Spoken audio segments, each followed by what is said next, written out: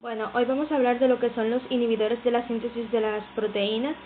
Estos medicamentos son una familia bien heterogénea, entonces tenemos que tener en cuenta que estos actúan principalmente en lo que es el ribosoma. Entonces, recuerden que el ribosoma de nuestra biología molecular es un organelo celular que lo que se encarga es de sintetizar proteínas, que es lo que vamos a bloquear, y que se divide en dos subunidades principales que son la 30S y la 50S cuando hablamos de estructura bacteriana. Entonces, esto es muy importante saberlo ya que tenemos una división de los medicamentos según qué subunidad ribosomal es a la que se unen. El primer grupo de medicamentos que vamos a ver son las tetraciclinas. A mí me gusta este grupo de medicamentos porque hay un medicamento que se llama como el grupo, tetraciclina. Entonces, otro medicamento que está aquí es la doxiciclina y la minociclina está ahí porque hay que haber más gente, dos medicamentos era muy poco. El mecanismo de acción es que son bacterostáticos, es decir, paralizan la actividad metabólica de la bacteria y se unen a la subunidad 30S. Se utiliza para infecciones como borrelia, micoplasma, rickettsias, clamidia y es muy bueno para el acné. De lo que tienen de similar muchas de estas infecciones es que son intracelulares o que tienen inclusiones intracelulares. Entonces, este medicamento lo que hace es que entra a esa célula infectada y puede trabajar desde adentro. Es importante saber los efectos adversos, que por ejemplo son malestar gastrointestinal, decoloración de los dientes, súper importante, y también inhibición del crecimiento óseo en los niños. Lo que pasa es una interacción farmacológica que vamos a hablar un poco más adelante. También causa fotosensibilidad y por este asunto de la inhibición del crecimiento está también contraindicado en el embarazo. Aquí en la imagen podemos ver las manchas. Entonces, el mecanismo de resistencia mediante el cual las bacterias se defienden de esta clase de medicamentos es la disminución de la captación, es decir, si yo necesito que el medicamento entre para que haga su función, una de las cosas que la bacteria va a hacer para defenderse es evitar que entre. Y lo otro es las bombas de eflujo. Eflujo ya sabemos qué quiere decir, que va hacia afuera. Entonces, si tiene que estar adentro para hacer su acción y logró entrar, vamos a sacarlo a palo. Básicamente es esto. Estas bombas de eflujo son codificadas por plásmido, que es un tipo de genética bacteriana donde se pasan partes de material genético, no del cromosoma, sino de algo específico llamado plásmido, se va a través de unos pilis sexuales de una bacteria a otra y así se pasa en la información de, mira, esto funciona para tú defenderte de este medicamento. Las notas, que es donde voy a hablarle un poquito de las interacciones, es que, por ejemplo, este medicamento tiene una penetración limitada al sistema nervioso central. La doxiciclina se elimina por vía fecal, así que es buenísima cuando el paciente tiene falla renal o problemas renales, ya que así no se va a acumular.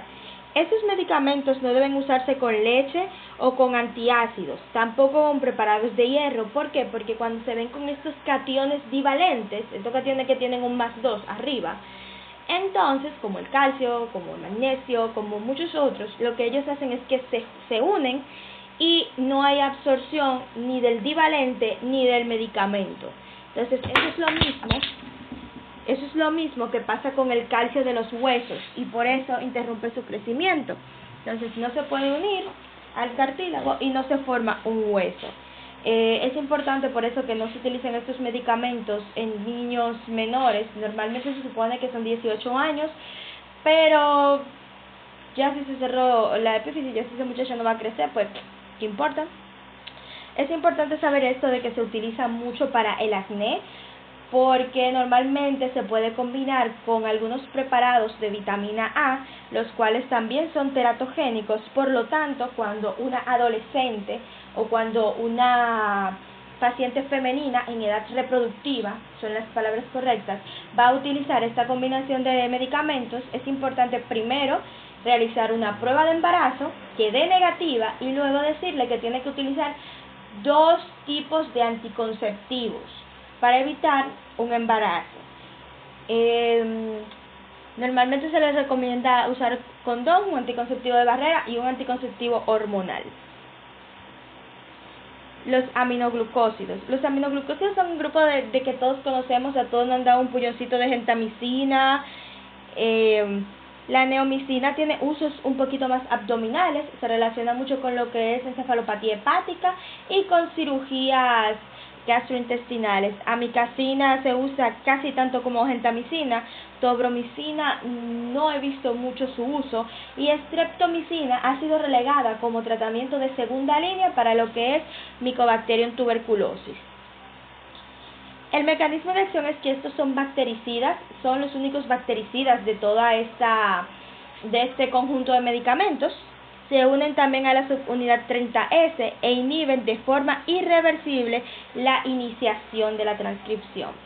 También bloquean la translocación. Translocación es cuando pasa de una parte del ribosoma a otra parte. Se utiliza mucho para lo que son bacilos gram negativos, y es importante saber que es nefrotóxico. También que causa bloqueo neuromuscular, así que está contraindicado en pacientes con miastenia gravis. Es ototóxico y es teratogénico.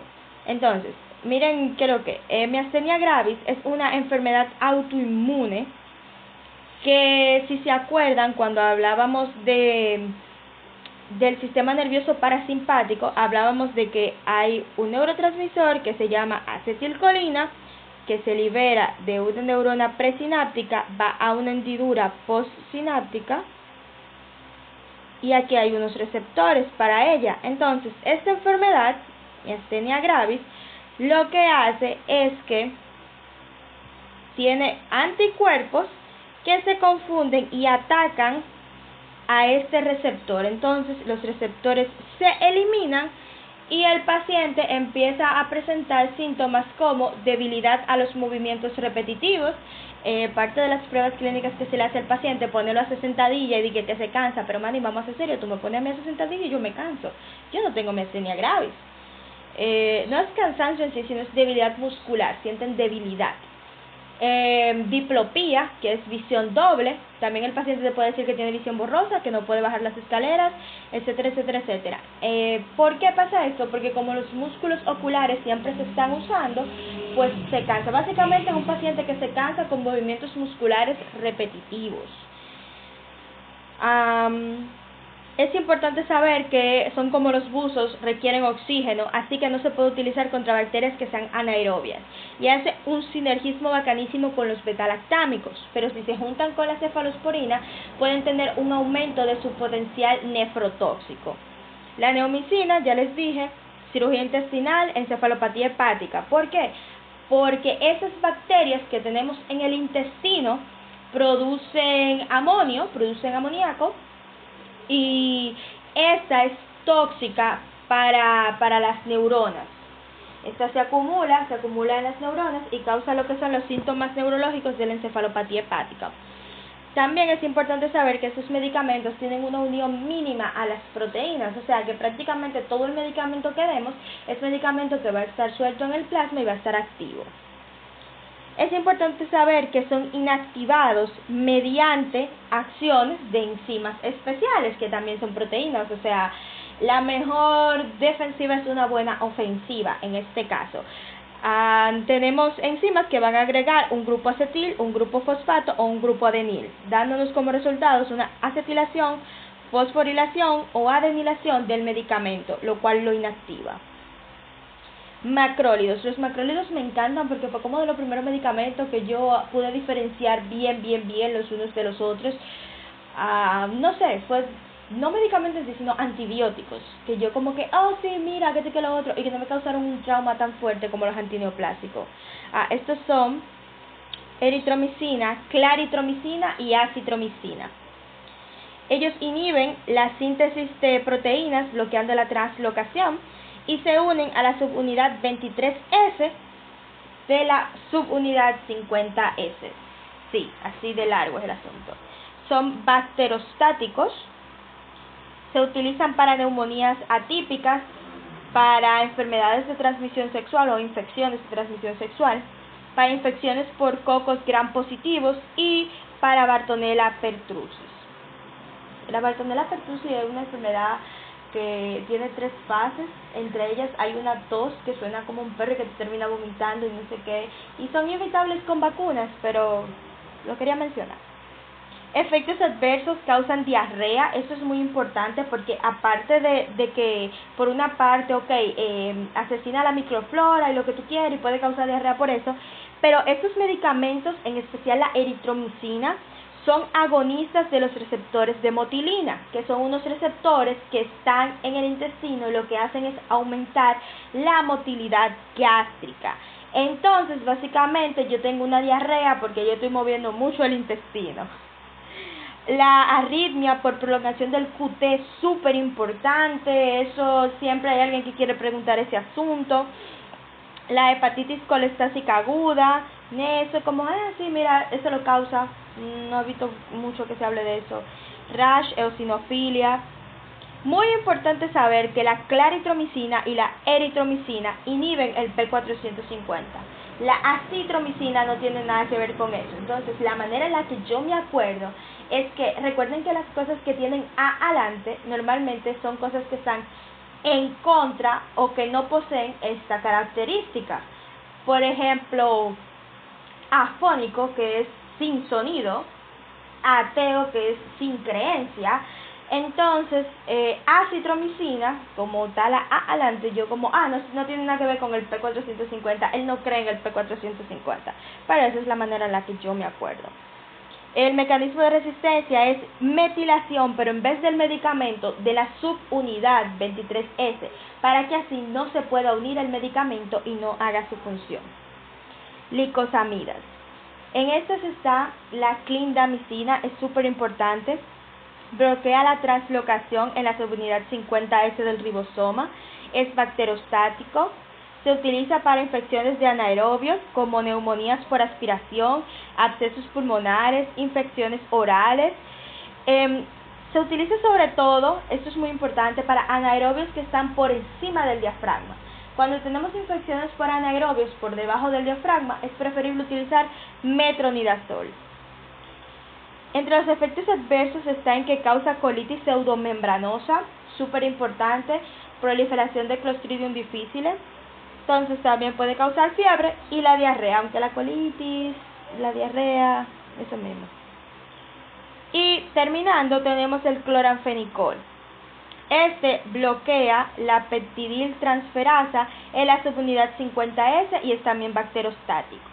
Se utiliza para meningitis y enfermedades por riqueza, en especial en embarazadas. ¿Por qué? Porque hablamos que se utilizaba sobre todo hexaciclina, que es una tetraciclina, pero dijimos, está contraindicado en el embarazo, entonces las embarazadas no se pueden dejar morir con riqueza. Así que se le da cloranfenicol. Efectos adversos, y estos son muy interesantes, tenemos la anemia, que es dependiente de la dosis. Tenemos anemia aplásica, que es independiente de la dosis. Ahora, ¿cuál es la diferencia? No se queda como, ¿qué es lo que? Yo veo anemia 2 veces. Anemia es solamente anemia, o sea, fatiga, palidez, disminución en la hemoglobina y así. O sea, lo clásico que nosotros conocemos. Pero con la anemia aplásica normalmente podemos ver una afectación en lo que es la médula ósea. Podemos ver que yo tengo pocos reticulocitos, podemos ver que yo tengo poca hemoglobina, que mi paciente está pálido, que puedo tener hasta deficiencia de plaquetas y deficiencia de glóbulos blancos, dependiendo si afecta o no todas las líneas celulares, casi siempre sí. Entonces, ¿qué voy a tener? Yo voy a tener una anemia, pero encima con pocos reticulocitos. Eso es lo que como que más me marca la diferencia y que puede afectar otras líneas celulares. Cuando se da en prematuros, causa algo que se llama síndrome del bebé gris, se supone que se ve así, y esto es por falta de enzimas hepáticas, específicamente la UDP glucoronil transferasa. Recuerden que la glucoronación es una de las enzimas más importantes de lo que es el metabolismo, en especial por parte del hígado de los medicamentos.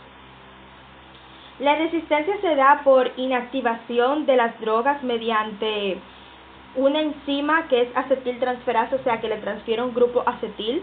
Y es importante que sepan que debido a la toxicidad, debido a los efectos adversos de los que estábamos hablando, no se usa en muchos países, pero en países en vía de desarrollo como el de nosotros, sí se utiliza porque es un medicamento relativamente barato. Aparte, una nota de cultura es que muchos criadores de gallos de pelea utilizan este medicamento para, se supone que eso hace el gallo más grande y más fuerte y más hábil para pelear.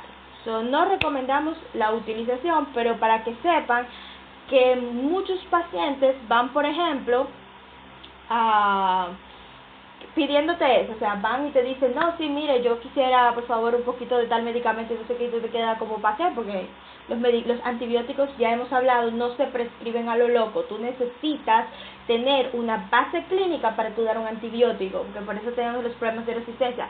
No, ¿para qué? Que tú que lo otro, y te ponen el machete arriba de la mesa. Para los gallos, doctor, se va a hacer, como que usted no sabe. Y entonces ahí uno se queda mirando el machete y piensa, ¿cuánto le vamos a poner a esos gallos? No, señor, en serio, nunca utilizar antibióticos para animales.